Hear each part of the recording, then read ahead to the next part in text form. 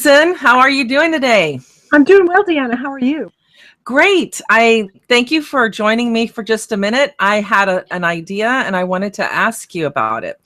Everybody knows about near-death experiences and the validity of them. It's been proven. Research has been done for many, many, many, many years, and they have all this amazing stuff. So we know it happens. So we know that people say oftentimes when they come back into their bodies that it enriches, it deepens their life force. If they didn't have purpose before, they do now. Things like that. From your perspective as a shaman, what do you see around that? Well, traditionally, Deanna, a near-death experience is what can act as a call to being a shaman in many traditional cultures. The shaman goes close to death, or death comes to claim him.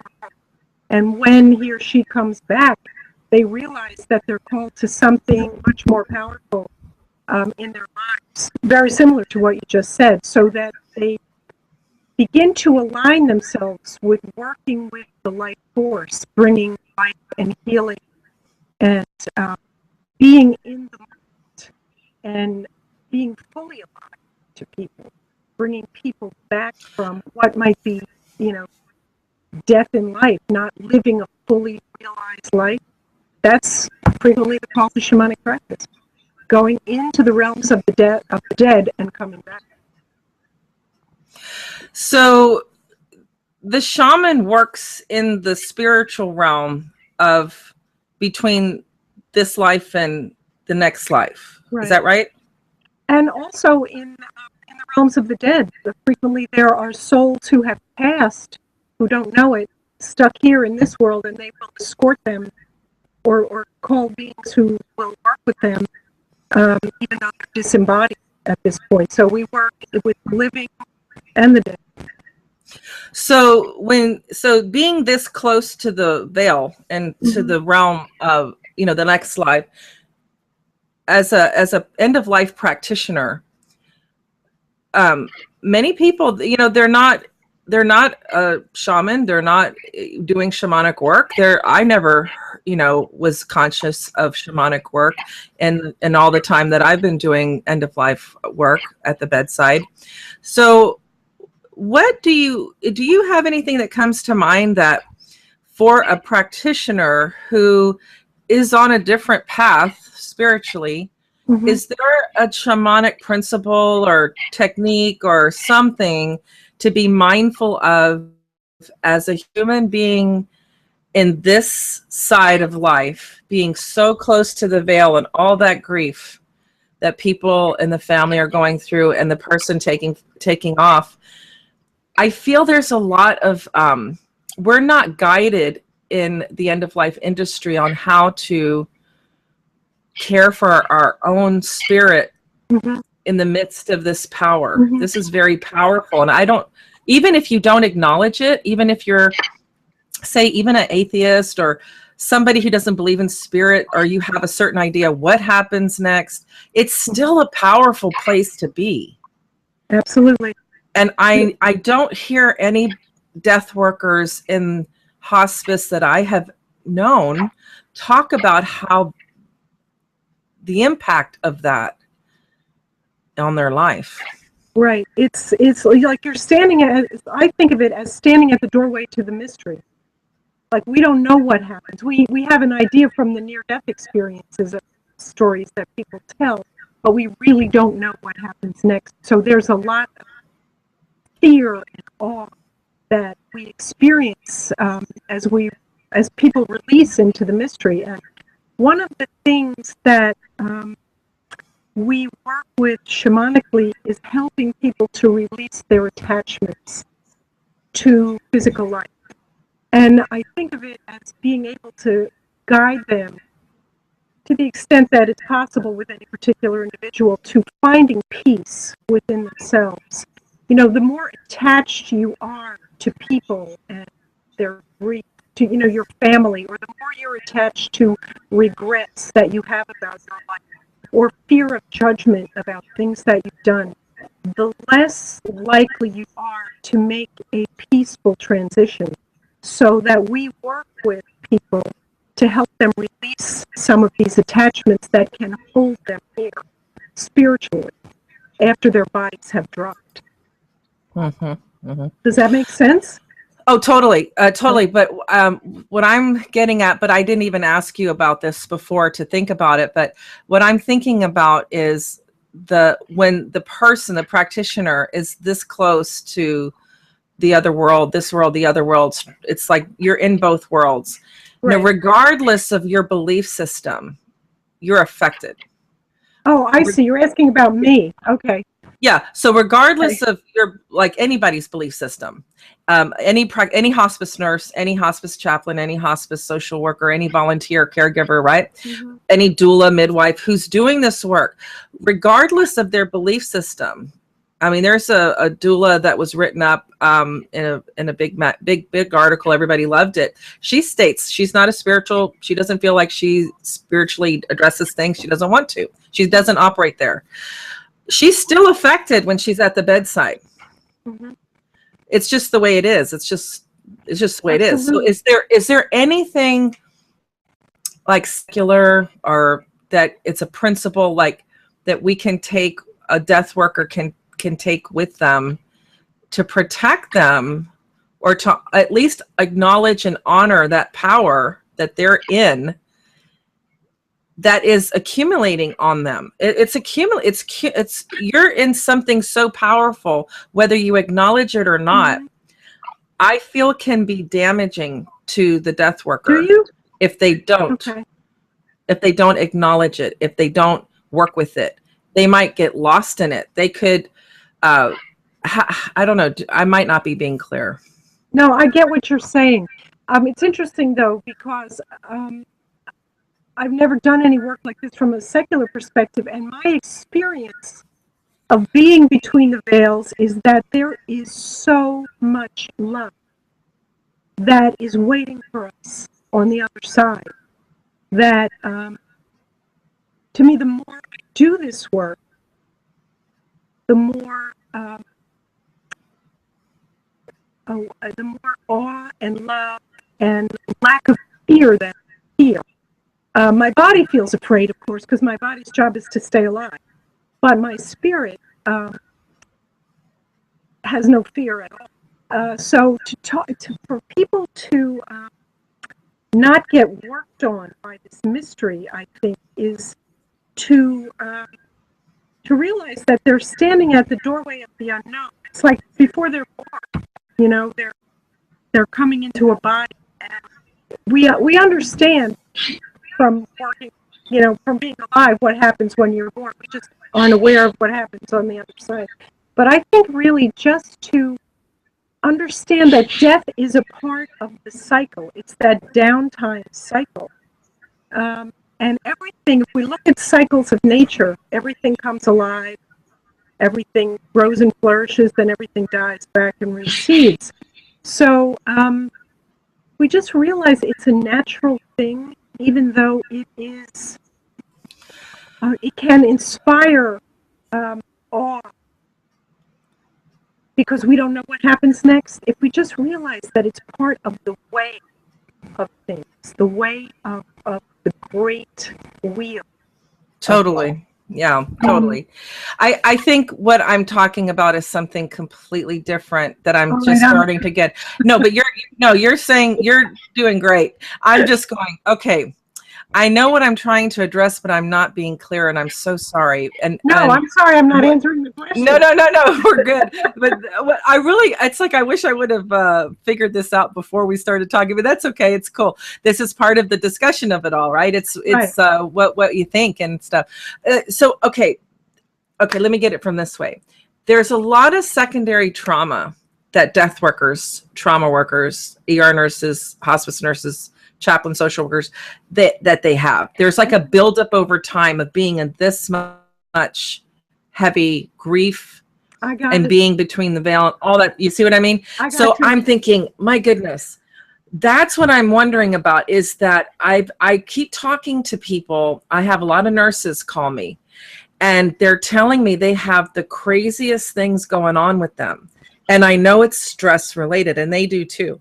They're having very intense autoimmune disorders. They're having mental breakdowns. They're having heart attacks. They're having very serious health consequences from the work that they're doing. So I am thinking, okay, it's pretty intense to be working with life and death with so many people in such a packed amount of, like, 3 days in a row, 312s, or 5 days in a row. And most people are working 8 to 10 hours a day in hospice. They're not working a 6 to 8 hour day. They're working 8 to 12 hour days. And that's a lot of people to see and a lot of things to go through. So I hear on the one hand, I hear you saying all the love that's there. You are so right. So maybe that's the only healing thing about it, is that they're close to the veil and getting all that love too. They're part of the whole love that's happening, whether they acknowledge it or not. They absolutely are. Okay, that's a great point. Maybe that's the only healing, wonderful thing about the whole thing. Well, I think it's like, even as someone who realizes there's so much love, and there are all of these beings waiting to receive us, like with open arms when we cross. But nonetheless, like when I lose people that I love here in the body, I feel tremendous grief. So, and I think I understand what you're saying about just that grief soaks into your cells and your spirit when you're doing that work. I mean, literally, the nurses and the hospice workers and the people who work with the body as the soul leaves it are, in their own way, psychopaths, like shamans are. They just think of it differently. They're waiting for the soul to leave, and they're tending to the body. And they are also, in their own way, tending to the spirits of people. And I think that grief, when someone that you develop an attachment to, or seeing the grief of the grieving family, happens all around you all the time, you pick up the resonance of that energy. Just because we're energy bodies, we soak up the energy that's around us. Does that make sense? So I think that's what's happening, to everyone. Okay. Yeah. I'm finally understanding. When you get into that resonance of energy, your body will, your energy field will naturally take on the resonance of the energy that's around you, unless you do work with the energy to bring your own energy back into the flow of the life force, so to speak. So it's like, how do you soak yourself in life force when you've been soaked in the grief of loss? So however people do that kind of energy work, and if they don't, it's something really to think about taking on as a practice of self-care. And whether that's just doing a ritual of release for your own energy, excuse me, every day. Excuse me. Many times we recommend to people that they soak in an epsom salt bath, because that mineral depletion that goes on with the loss from the body really depletes your energy field. So what is the Epsom salt? What's the Epsom salt property that helps with that? It pulls things out. Like, people say it pulls out lactic acid in the muscles. Sure. It also pulls out negative resonance in the energy body. So for people that we, taken spirit attachments away from, they get mineral depletion in their actual body. What is it called? Mineral depletion? Mineral. Oh, mineral depletion. Mineral depletion. So it really depletes the mineral stores in the body, so that if you allow that negative resonance to get pulled out, and then take a little bit of extra minerals, supplements, like that can help bring your resonance back. But what is really important is to find an energy practice that works for you, that brings your... That's a beautiful thing. So let's recap this, because to me, I know we didn't start with this, but I want to... I'm sorry, I took I down there. Love it. Yeah. So that's cool. This is the way the brilliance works, right? Mm-hmm. Okay, so let's end with this one tool that death workers, trauma workers can do to help purify and try to reground, re-nurture, re-nourish after a day of work, because this compound effect is affecting you. Of course. This is why people burn out, and this is why I had a woman call me recently, a nurse who has bleeding hands and feet. It's an autoimmune disease, bleeding, or her hands are getting cracked and bleeding, both. And it's from stress, and it's an autoimmune, and she works in the hospital in a trauma unit. So yeah, this is serious. Taking a toll on us. And so give us your thing again. Okay, so one of the things. So when you're surrounded by all of this not dark, but intense energy, your energy will be affected by it. So to bring your own energy back up, soak in an Epsom salt bath. You need to keep your energy lifted and connected with the life force in a positive way, or it will get drained out of you. So you need to consciously work on bringing that up. One way to do it, be out in nature a little, like stand against a tree. I know that sounds like tree huggy, new age, woo-woo stuff, but there is life force in nature, and we are not different than nature. We are part of it. So we need to reground with the earth, with trees, with things that are alive. We need to bring that life force back as a connection into ourselves. We need to learn to work with filling ourselves with our own life force, to allow what I call our true self to really expand outside of our physical body. We take on the energy of others when there is a gap in our own energy. If we're totally filled with our own life force energy, that'll keep resonating at a high frequency, and it won't, let itself get depleted by this sadness and this grief.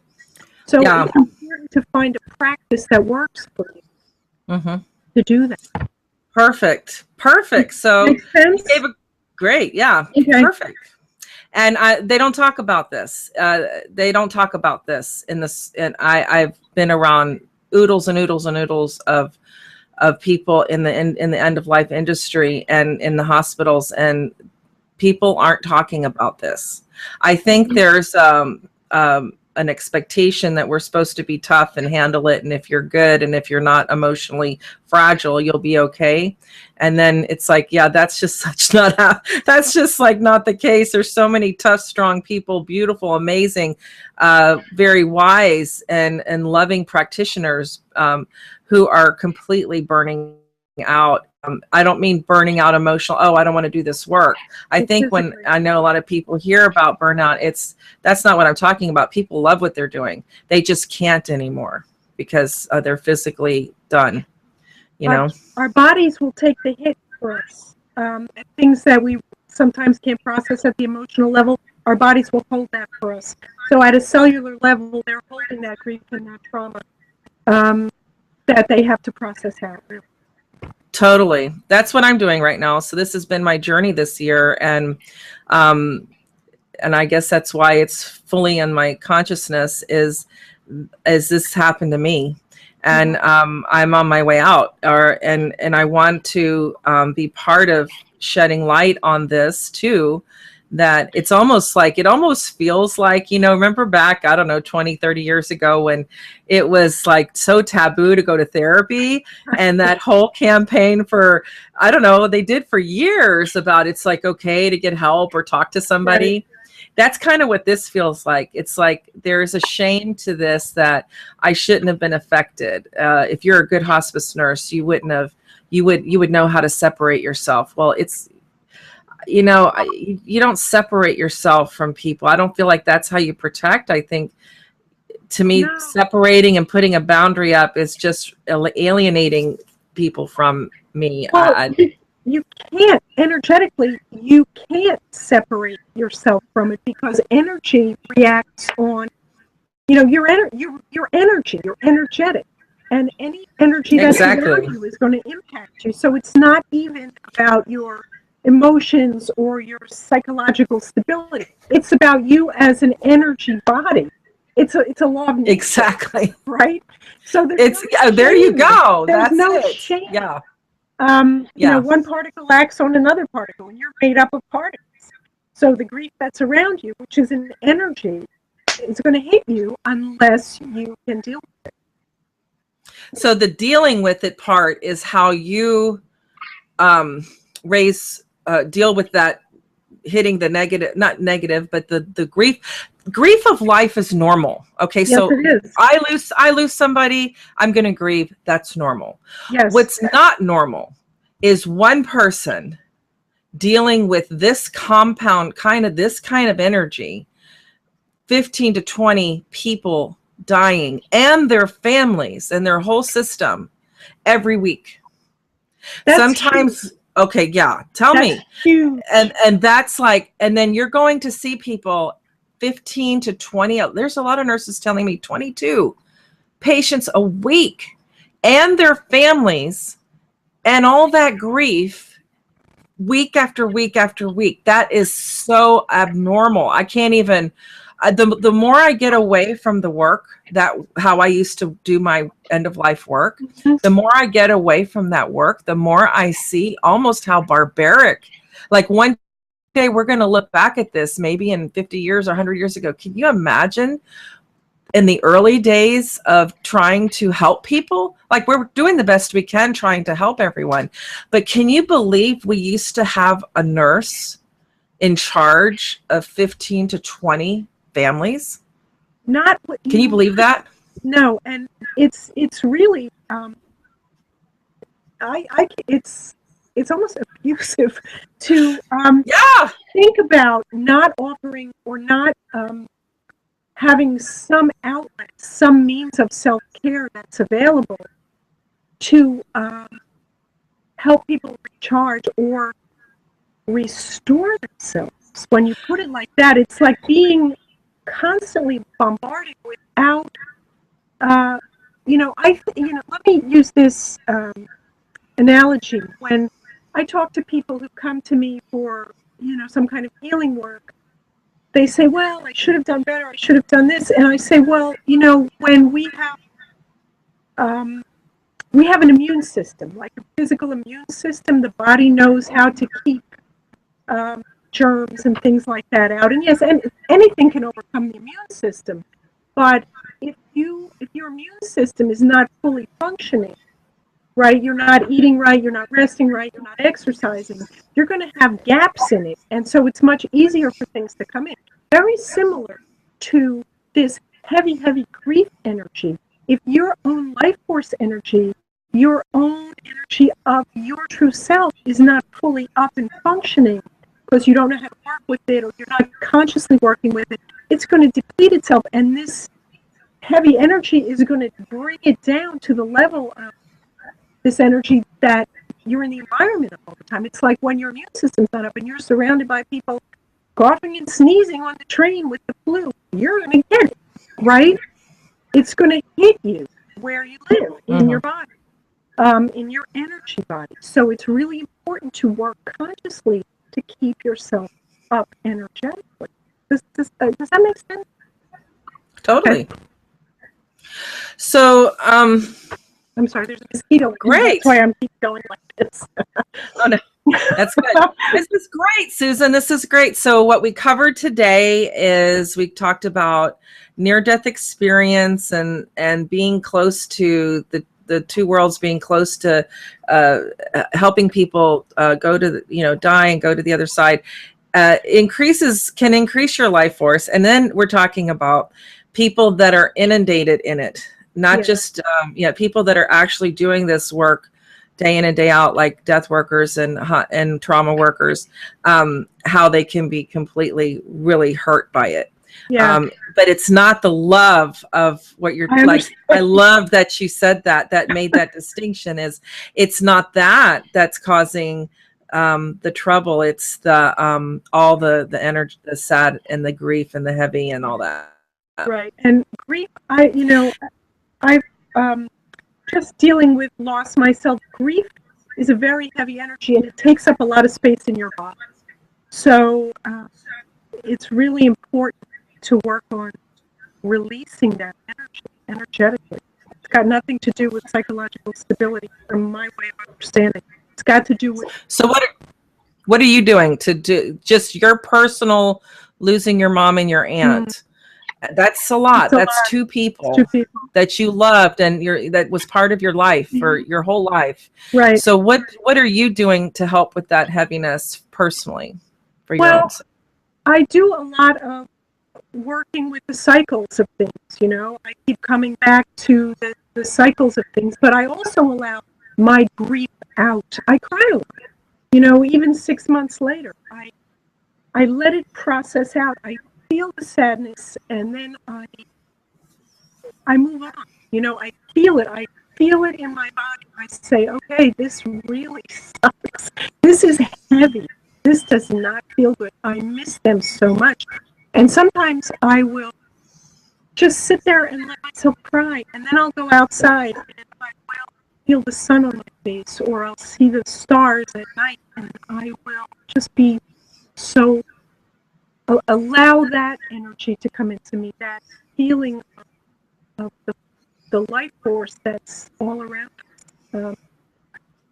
And that really helps to restore me. It's like really kind of down sometimes. Mm-hmm. Well, beautiful. Well, thank you so much, Susan. It was wonderful talking to you, and we'll do it again. I know. Okay. Take care. Okay. All righty. Bye-bye. And everybody, thank you for joining us. We started off with near-death experience because that was what was on my mind this morning, and I called Susan to come join me, and we were testing out a few buttons here, and ended up with self-care for death workers and self-care during grief with our wonderful guest, Susan Rossi, who's a shamanic practitioner, and they have some wonderful tools and ways of viewing things that can help all of us, just like every religious institution and spiritual teachings. I love to learn from all of them. So please write me if there's anything in your particular tradition that could be applied to anybody, and anybody it could help anybody. So my email is deanna@qualityoflifecare.com. So take good care, everybody. Have a beautiful Friday. What day is this, Susan? Friday. Have a beautiful Friday. Bye.